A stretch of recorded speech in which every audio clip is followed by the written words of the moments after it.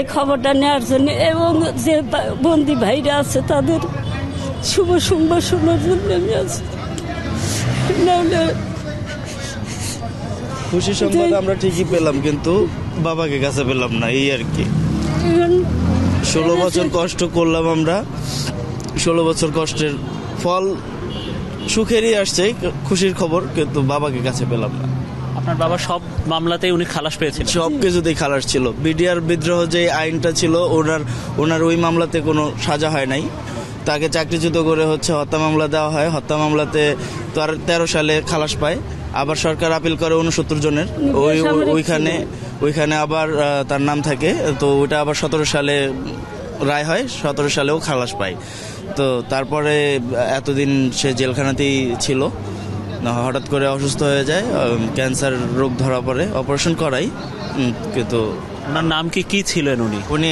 আমার বাবা ছিলেন একজন বেসামরিক কর্মকর্তা। উনি হাসপাতালের কর্মরত ছিলেন ওয়ার্ড বয় হিসেবে, ward boy Abdul Salam OB 8 আর কি। বয়স তখন কত ছিল উনি যখন কারাগারে যান? আমার বাবা যখন কারাগারে যায় তখন আমি ক্লাস 9-এ পড়ি, 16 বছর।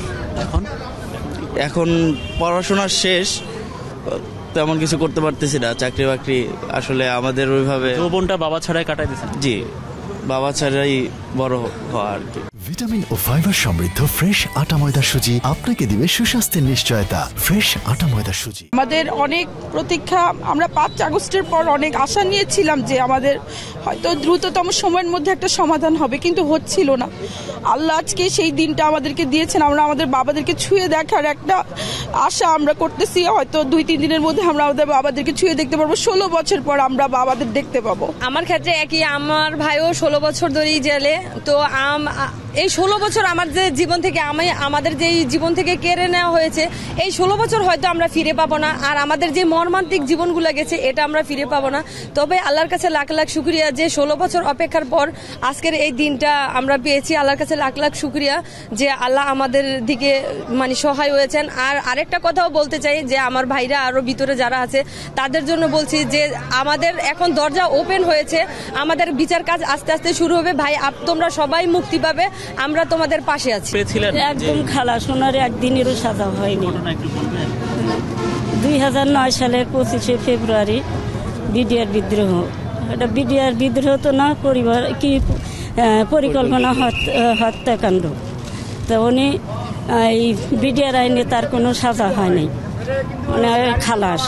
তারপরে হত্যা মামলায় তাকে করলো, হত্যা মামলায় 2013 সালে 5 নভেম্বরে উনি বেকুসর খালাস।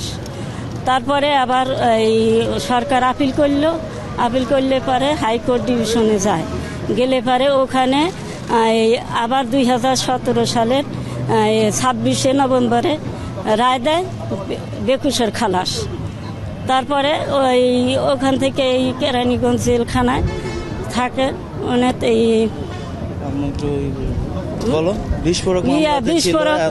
বিস্ফোরক মামলাতে আটকায় রাখছে। রায় খালাস ছিল 13 সাল থেকে। তারপরে 2023 সালের সেপ্টেম্বরের 7 তারিখে উনি মারা যান। ওনার এই জামিন আদেশটা উনি দেখে যেতে পারলো না। সেই আমি শুধু আজকে আসছি ওনার